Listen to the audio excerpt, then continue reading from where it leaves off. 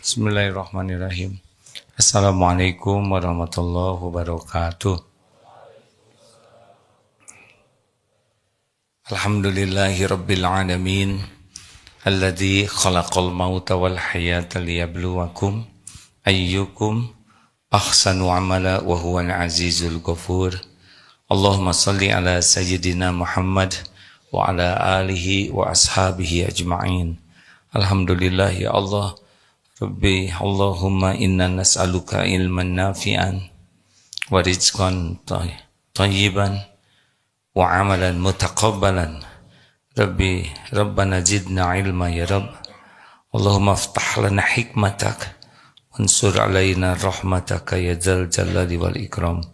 Allahumma a'inna ala zikrika wa syukrik wa husni ibadatik.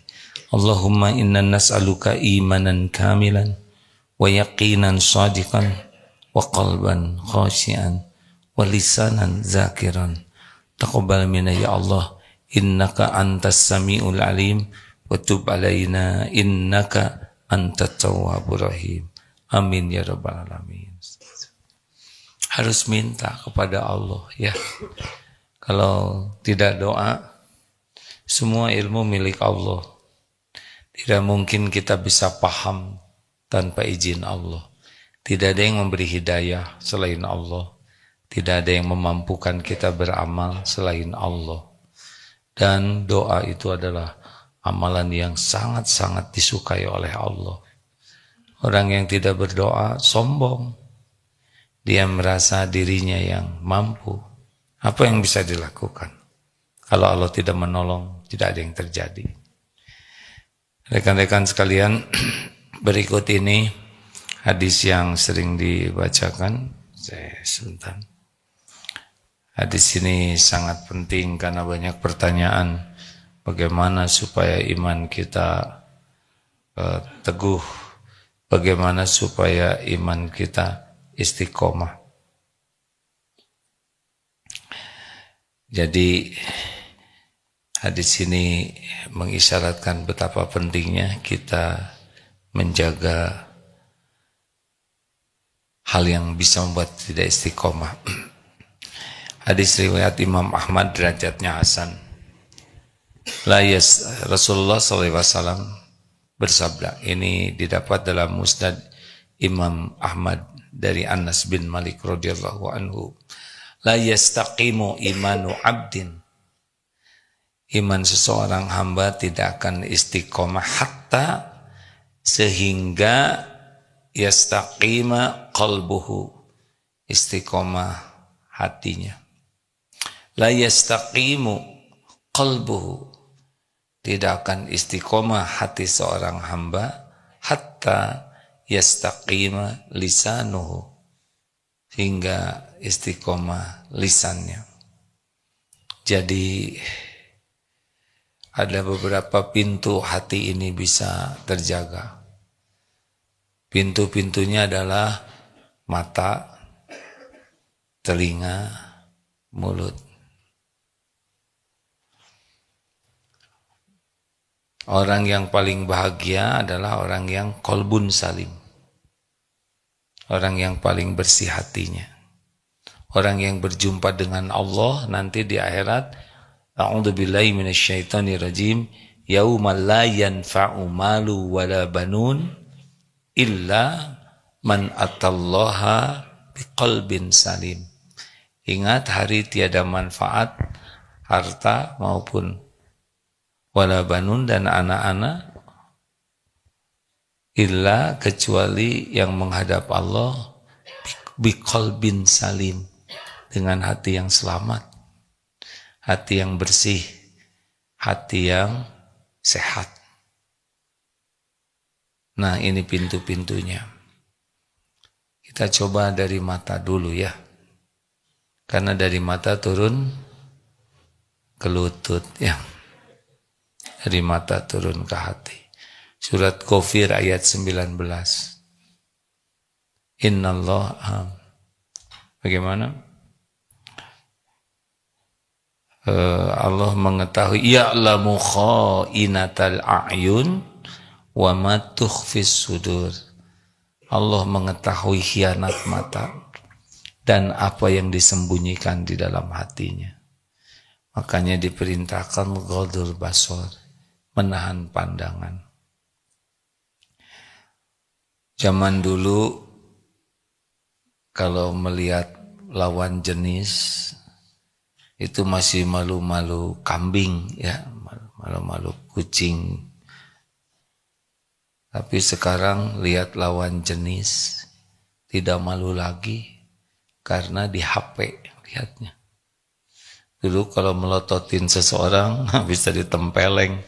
Sekarang melototin istri orang, anak orang yang tidak halal di sini bisa. Memang orang itu tidak lihat, tapi Allah melihat. Ya'lamu kha'inatal a'yun wa ma tukhfis sudur. Allah mengetahui setiap lirikan mata dan niat di balik lirikan dan apa yang disembunyikan efek dari lirikan itu. Tidak ada yang tidak diketahui Allah. Jadi gini orang tidak tahu, tapi Allah tahu. Allah mengetahui. Ada yang melihat karena ilmu, lihat lawan jenis, tapi niatnya mencari ilmu, dan Allah tahu di hatinya tidak ada apa-apa selain nambah ilmu. Ada yang melihat karena kepentingan kesehatan, ya, karena kalau dokter gigi tidak lihat pasiennya, ya enggak, ini apa? Pakai tang, itu hidung dok, ya, jangan dicabut, ya. Itu melihat karena kepentingan kesehatan. Sahabat juga di zaman dulu melihat Rasulullah, tapi tidak dengan kaitan hal yang salah di hatinya. Tapi ada yang melihat, tetapi memang hatinya beda rasanya. Nah, harus dijaga pandangan dari yang tidak halal. Katanya orang Indonesia 5,5 jam membaca atau melihat handphonenya untuk di begini nih. Makanya sebagian itu jarinya begini terus ya, refleks. Hati-hati. Nafsu itu tidak menyukai mata kita melihat yang Allah sukai, nafsu. Tapi maaf ya, keimanan hanya dicapai kalau kita melihat yang Allah sukai. Ada yang sempat bertanya, bagaimana membaca Al-Quran lewat HP? Sepengetahuan yang dipelajari, ada pendapat ulama, zaman Rasulullah dulu tidak ada HP. Al-Quran ditulis di lembaran-lembaran, pelepah kurma, di berbagai sarana. Dan itulah dulu tidak ada mushaf. Lalu beriring dengan teknologi membaik di zaman Utsman bin Affan radhiyallahu anhu, mulai dikumpulkan dalam bentuk yang lebih tersusun. Lalu teknologi bergerak lagi, Quran bisa kecil dalam kertas. Dan sekarang Quran bisa ada di dalam teknologi ini. Tapi saya merasa kurang enak kalau baca di HP. Sebetulnya kita seperti membawa satu wadah buku. Ada buku bahasa Inggris, buku biologi, buku pelajaran, dan Al-Quran. Nah, di sini numpuk di sini. Masalahnya kalau baca Quran di sini, salah tidak salah.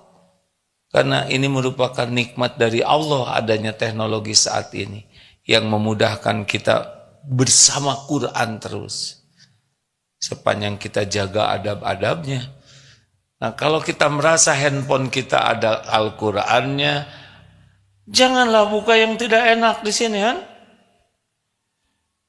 Itu salah satu karunia-Nya. Kalau kita membaca Al-Quran lewat handphone, jangan buka tayangan-tayangan yang tidak baik. Buka saja Al-Quran, baca terjemahnya, jauh sekarang lebih efektif, efisien. Dan perlakukan dengan baik ya. Jangan dinodai. Bagaimana kalau dibawa ke toilet ya jangan baca Quran di toilet ya.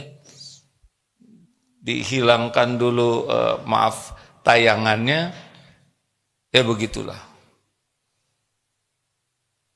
Tetapi yang paling penting adalah disiplin menjaga pandangan. Karena maunya HP ini lihatnya yang tidak manfaat. Minimal sia-sia. Kemudian yang dosa-dosa di sini, segala dibaca. Kalau kita banyak membaca hal yang tidak manfaat, maka hati kita menjadi tidak manfaat. Kalau banyak membaca berita atau tayangan yang sampah, maka hati kita penuh sampah.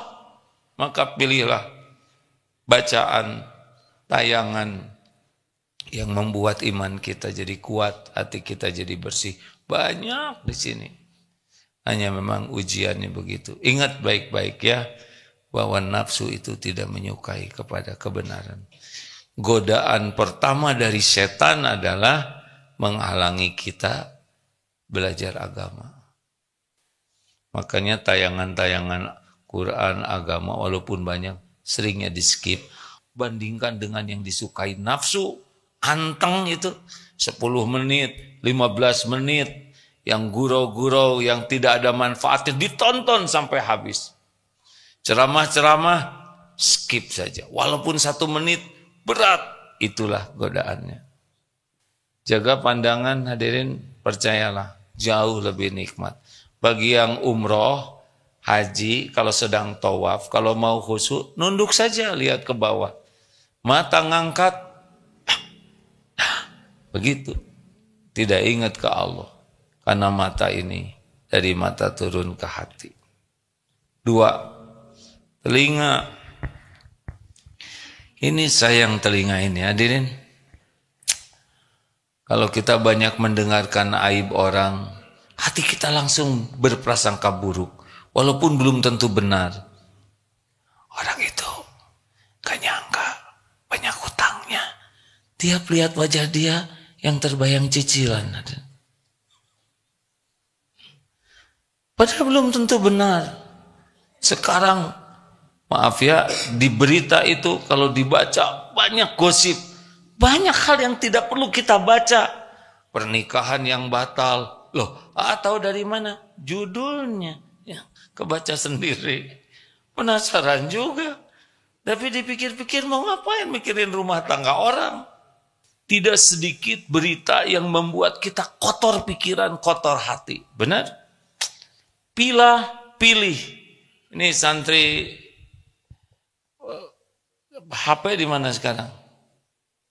Dikumpulkan. Bagaimana? Lebih tenang atau lebih galau? Lebih jujur ya, jangan langsung soleh, yang asli dulu kan. Bagaimana dek? HP dikumpulkan udah berapa lama? 3 pekan. Lebih tenang tidak? Jujur. Awal-awalnya galau. Lama-lama tenang. Kenapa tenang? Nggak ada pikiran. Kenapa jadi hilang ingatan? Begitu. Masya Allah, enak kan? Kalau boleh memang. Tapi qadarullahnya memang sekarang zaman seperti ini. Ada yang kita harus memegangnya dengan penuh kedisiplinan. Tapi ada yang enggak perlu. Tapi dia tidak disiplin sehingga dia babak belur. Enak kan? Enggak banyak hal-hal yang tidak perlu kita pikirkan. Bagaimana mendengar lagu-lagu? Ya kalau kita terlalu banyak mendengar lagu, nanti kalau ada masalah yang kebayang tuh lagu.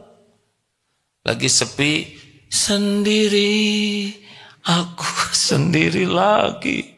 Tapi kalau kita baca Quran, lagi sendiri, wa huwa ma'akum aynama kuntum wallahu bima ta'maluna basir. Dan dia Allah bersamamu dimanapun kau berada. Dan Allah maha melihat apa yang kau kerjakan. Kita sendiri sering dengar Quran dan mengerti, ada temannya. Lagu-lagu terus aja melankolis. Lagu dari Titasik itu ya.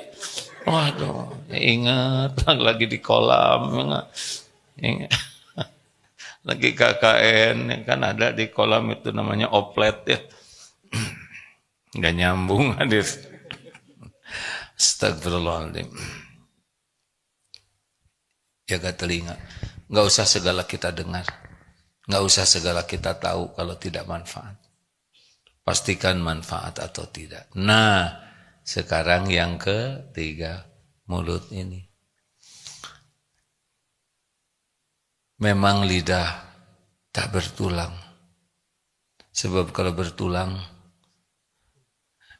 susah ngomongnya. Tapi lidah ini mudah menggerakkannya, tetapi bisa fatal akibatnya.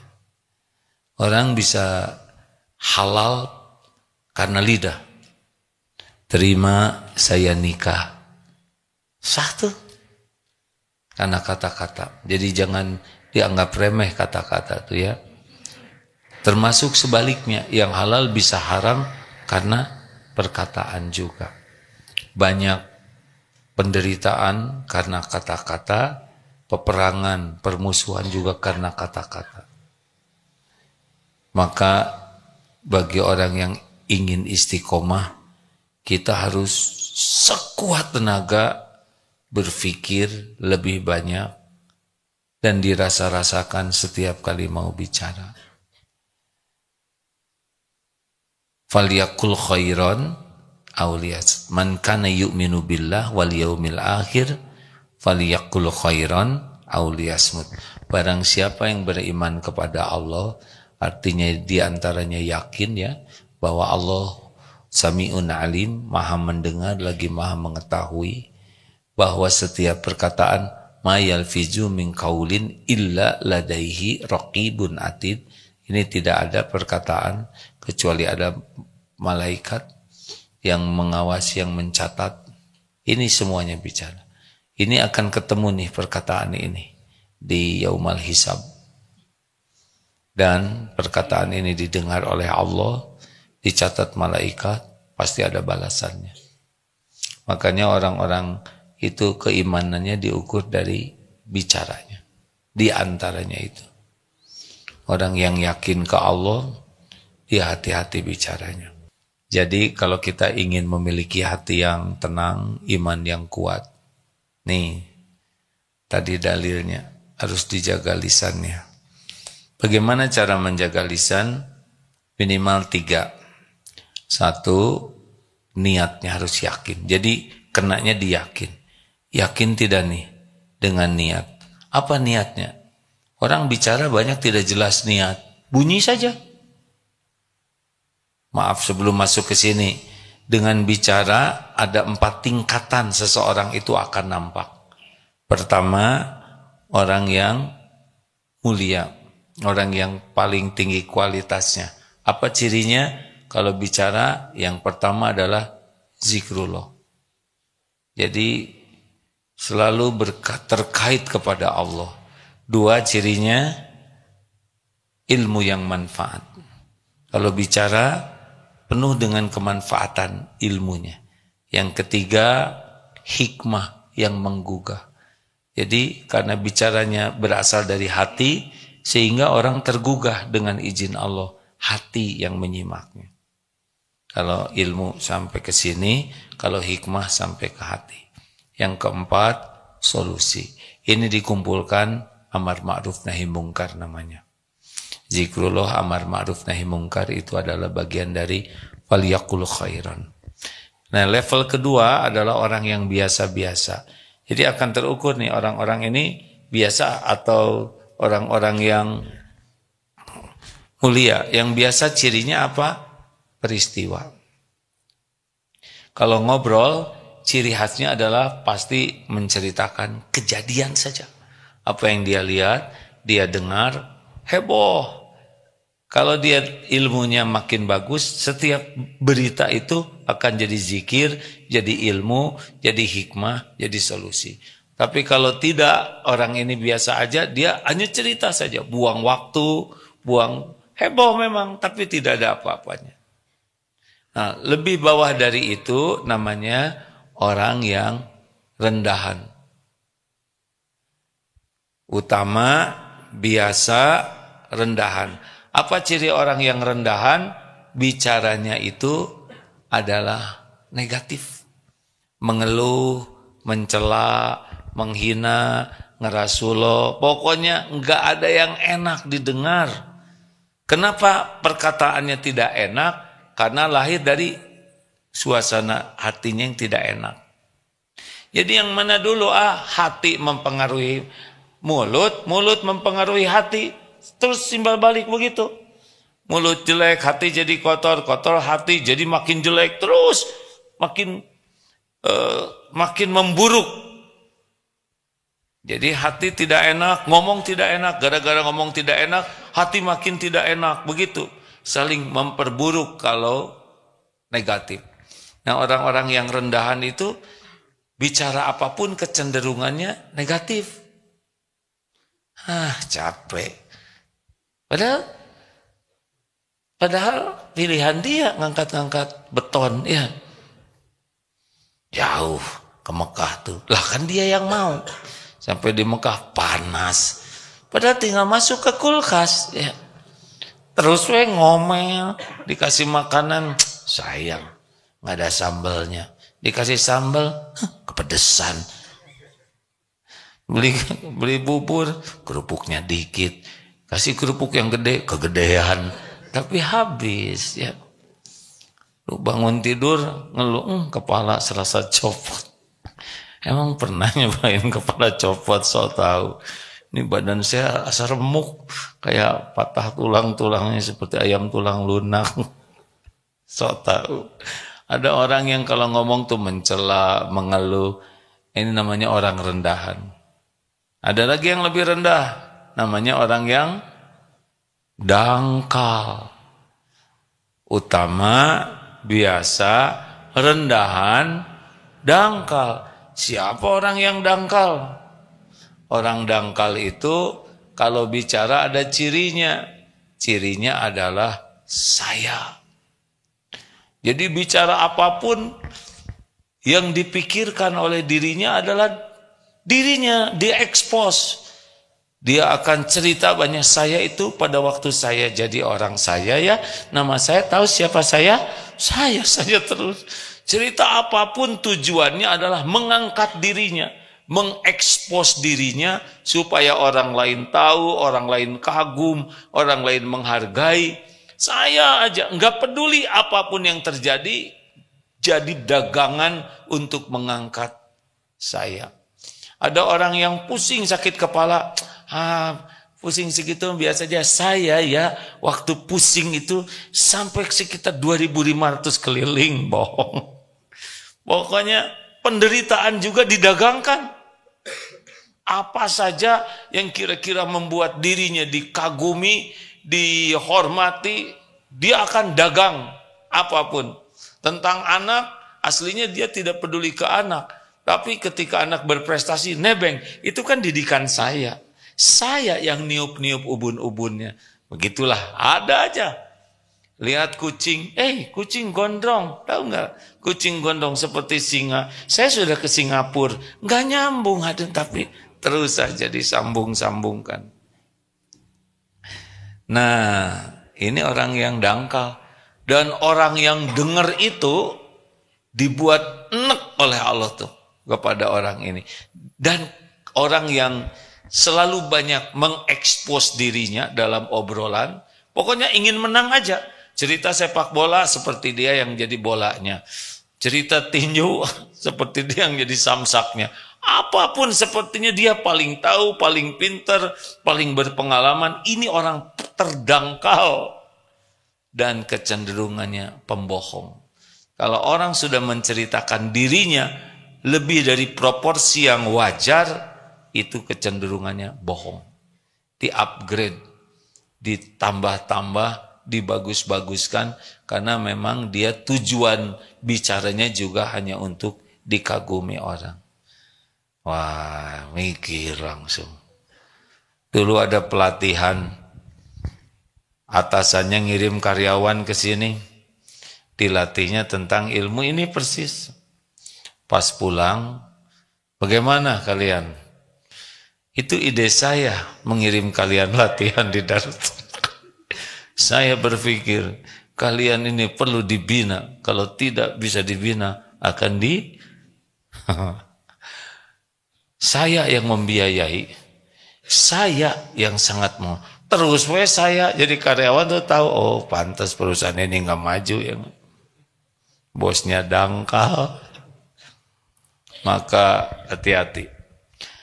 Berikut ini kiat kalau mau bicara. AA sangat ingin seperti ini.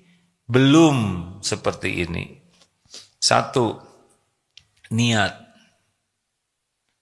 Ada orang yang bicara tidak jelas niatnya. Ada yang jelas niatnya, yaitu yang dangkal tadi. Ingin pamer dengan berbagai hal yang diucapkannya. Apa yang harus kita miliki? Bicara niatnya cuma 1. Ya Allah, semoga Engkau ridho. Setiap perkataan ini kepada siapapun, bukan hanya ceramah, bicara ke istri, ya Allah, semoga perkataan ini Engkau ridhoi. Bicara ke anak, ya Allah, semoga perkataan ini Engkau ridhoi, Engkau ridho. Bicara dengan teman, ya Allah, semoga perkataan ini Engkau ridho. Harus niatnya bicara cari ridho Allah. Dengar hadirin, kita tidak bisa membulak-balik hati siapapun. Ini ceramah, tidak bisa membulak-balik hati. Hatinya juga nggak tahu di mana. Yang kedua, gimana cara membulak-baliknya? Allah yang kuasa. Jadi perkataan kita tuh bukan untuk membuat orang lain jadi ngerti, paham, dalam tanda kutip ya. Tapi perkataan kita disukai Allah dan Allah yang memahamkannya. Maka kita tidak perlu acting dengan berbagai cara supaya orang lain kagum. Begini saudaraku sekalian ya, saudara menghujam, nggak usah gitu-gitu amat. Malah jadi lucu ya. Kalau saudara diuji Allah jadi penceramah, ya biasa saja bicara. Tidak perlu kelihatan hebat, menggelegar. Tiap orang punya pita suara masing-masing. Tidak usah kita ingin kelihatan wibawa, kemudian kita besar. Assalamualaikum. Dari mata jadi terbeliak. Tidak usah ingin wibawa. Niat aja bicara. Ada di antara kita yang pita suaranya beda, sehingga menjadi lebih kecil suaranya. Sudah, tidak apa-apa. Kalau bicaranya ikhlas, walaupun suaranya tidak menggelegar, nggak ada masalah. Karena Allah lah yang menghujamkan ke hati siapapun. 2. Isinya nih, tadi niatnya. Benar untuk dipuji Allah atau dipuji makhluk. 2. Isinya, benar atau tidak. Kontennya. Biasanya kalau bicara tuh antara ilmu dan berita. Cuman itu yang diobrolin sehari-hari itu. Ilmunya benar tidak? Lalu yang disampaikan kalau berita benar tidak? Kalau ragu, diam. Lebih baik dianggap bodoh daripada kita ngomong yang tidak benar. Jadi tidak usah segala diceritakan. Nah yang ketiga, dampaknya. 1 apa? Niat. 2, isi kontennya. 3, dampaknya. Apa nih? Bagi diri berpahala tidak atau jadi dosa? Pembicaraan ini membuat suasana jadi baik atau membuat suasana jadi buruk? Membuat hati orang jadi bahagia atau membuat hati orang jadi tertekan? Perkataan ini membuat orang jadi malu atau jadi semangat? Kan ada perkataan yang sepatah kata membuat orang tidak enak. Nyet, cuman nyet, ya. Mau ngapain nyebut? Saya tidak nyebut monyet, tapi penyet. Tapi kan nyet itu. Astagfirullah. Ini mau gurau sedikit, boleh? Ya Allah, ampun, dicatat nih. Jadi ada seorang hamba, seorang suami, namanya, maaf ya kalau ini, saya harus nyari, namanya Fulan Onyet namanya. Istrinya malu. Pak, gantilah nama. Saya malu, teman-teman saya. Kenapa sih saya harus ganti nama? Nama Fulan Onyet kurang apa kerennya? Gantilah Pak. Akhirnya suatu hari bilang ke istrinya, baiklah Bu, saya akan ganti nama. Aduh, istrinya bahagia. Terima kasih. Kumpulkan ibu-ibu, lalu bikin masak makan-makan. Alhamdulillah, hari ini suami saya mau ganti nama. Gimana Pak? Saya tidak mengerti, istri saya selalu mempermasalahkan nama saya Fulan Onyet. Tapi demi membahagiakan istri, maka hari ini saya ganti nama menjadi Fulin Onyet. Langsung kelengar. Justru Onyet yang jadi masalah. Saya kepaksa ngebodor karena beberapa di antara jamaah ini ahli tahajud. Ngerti tidak masalahnya, yang bangun tidak ada monyet apa katanya. Nah, nggak nyambung sih. Aduh, astagfirullahaladzim ini. Saya yakin ini Allah ampun ya. Ini pasti dicatat nih, pasti. Walaupun bergurau ya. Astagfirullah. Nah, jadi apa sih? Misal ketemu seseorang, Nut, cukup Dut. Itu kan gimana perasaan dia? Atau segala ditanya, kamu udah nikah belum? Apa urusannya? Kecuali kalau saudara mau melamar. Kalau nggak ada urusan apa-apa, kenapa harus segala ditanya? Anaknya berapa? Emang semua orang udah punya anak? Ragi reuni, suamimu yang mana? Emang setiap wanita sudah punya suami atau masih bersuami? Udahlah, nggak usah segala ditanya. Kenapa kamu sudah meninggalkan dunia hitam? Misalkan udah beruban ya. Jadi disangkanya ahli maksiat. Udah diam, nggak usah segala dikomentari, tidak usah segala ditanyakan, tidak usah segala ingin tahu, tidak usah segala dikomentari. Tahan kalau ingin punya hati bersih. Udahlah. Dan tidak usah segala dipertengkarkan. Jangan berargu, jangan sibuk dengan alasan. Masih ingat yang semalam itu? Masih ingat tidak? Ya ingat-ingat sekarang. Nah, ada kan? Lebih efisien. Pak, kenapa Bapak kelihatan sehat, segar? Apa sih rahasianya? Saya tidak mau berargu, tidak mau berdebat kusir. Hanya dengan itu Pak. Mana mungkin hanya dengan tidak berargu badan jadi sehat? Saya setuju. Beres ada. Ngerti? Kenapa sih harus semuanya dipertengkarkan? Coba itu gelasnya disimpan, saya juga udah mau nyimpen. Kenapa harus balas? Siap, beres. Itu ada sampah di bawah, kenapa? Oh ya siap, saya ambil, jangan. Sebetulnya saya sudah mau ngambil, cuma saya kan harus mengerjakan yang lain tuh. Apa sih ini?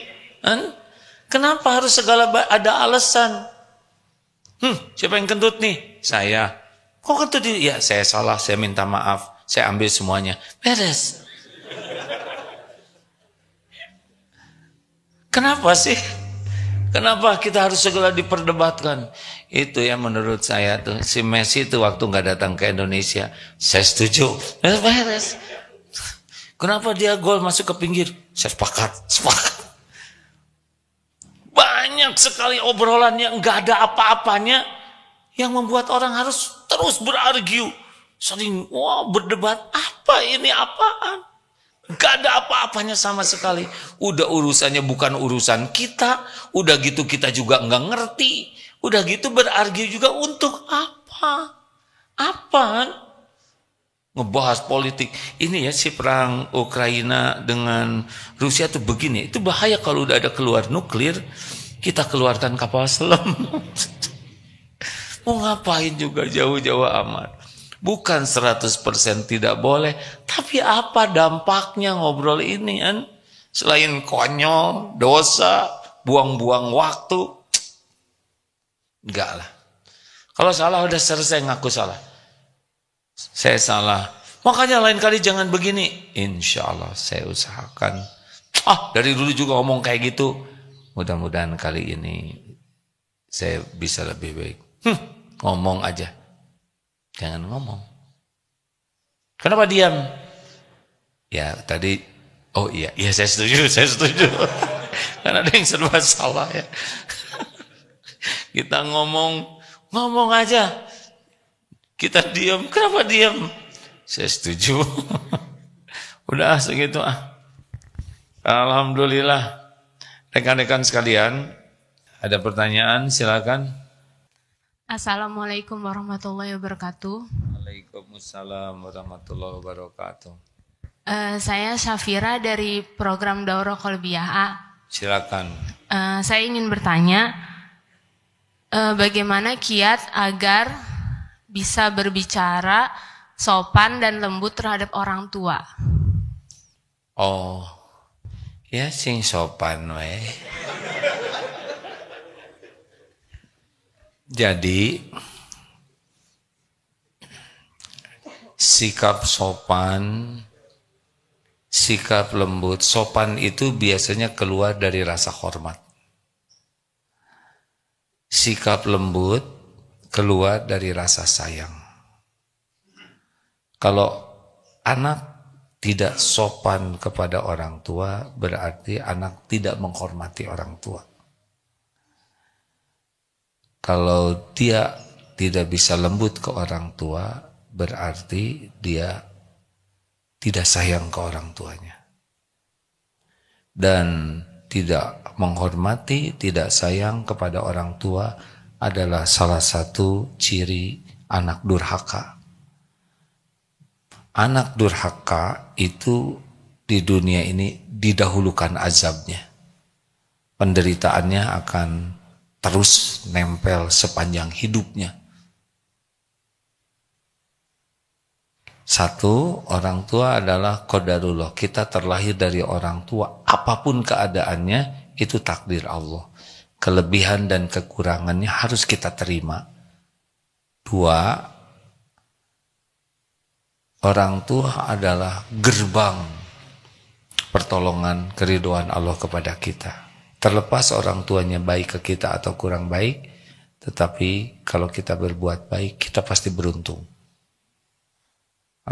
Kita harus jadi orang yang berada di barisan paling depan, yang berjuang habis-habisan agar ibu bapak kita bisa selamat jadi ahli surga. Kalau ibu bapaknya banyak dosa, kita harus bersuang agar orang tua diampuni Allah. Kalau orang tuanya belum Islam, kita harus berjuang supaya Allah menurunkan hidayah. Begitulah. Jadi tidak bisa tidak, orang tua itu adalah ladang amal yang pintu gerbangnya surga. Perjuangan pengorbanan orang tua kepada kita tidak banyak kita tahu, tapi pasti banyak yang sudah dilakukan. Nah, kenapa anak ada yang berbuat kurang baik ke orang tuanya? Karena anak ini kurang syukur. Kalau menafakuri bagaimana derita di dalam rahim ibu, bagaimana derita orang tua melahirkan, menyusui, mengurus, mencari nafkah. Kalau bisa membuka kebaikan orang tua dengan jujur, pasti timbul sayangnya ke orang tua. Tapi kalau tidak, ya anak-anak yang kufur nikmat, dia hanya sibuk memikirkan dirinya sendiri, kepentingannya, keinginannya. Maka timbullah kurang hormat, kurang sayang, dan pasti jadi musibah bagi dirinya. Pasti itu. Bagaimana kalau orang tuanya belum seideal yang diharapkan? Tidak ada masalah. Yang penting kan bukan orang tua. Yang penting kita. Bahkan orang tua yang belum Islam pun kita harus berbuat baik. Dengan harapan Allah ridho. Jadi kita berbuat baik ke orang tua bukan supaya orang tua baik ke kita. Bukan. Kita berbuat baik ke orang tua karena ini perintah Allah. Ini yang disukai Allah. Terlepas orang tua menghargai atau tidak kebaikan kita, mengakui atau tidak itu bukan bagian kita. Bagian kita adalah berbakti dengan ikhlas sebagai amal soleh kita. Pasti dilihat Allah, pasti ada balasannya, dan Allah yang maha sempurna membalasnya. Begitu. Begitu. Ini pertanyaan manfaat bagi banyak sekali yang menunggu-nunggu jawaban. Terakhir, kita punya 2 menit. Assalamualaikum, Pak. Semenit ewang ya. Mau nanya, tadi kan ada 4 tahapan tingkatan. Kita tuh tahu Iya, tentang mana bicara. Nah, jadi kalau kita udah sadar nih, ternyata masih di bawah rendahan gitu. Gimana cara kiatnya buat naik supaya bisa ke utama? Naik aja Pak. Sama bagaimana sih kita ngatur niat kita itu supaya tadi biar dapat ridhonya Allah dan lain-lainnya. Mungkin itu aja. Terima kasih.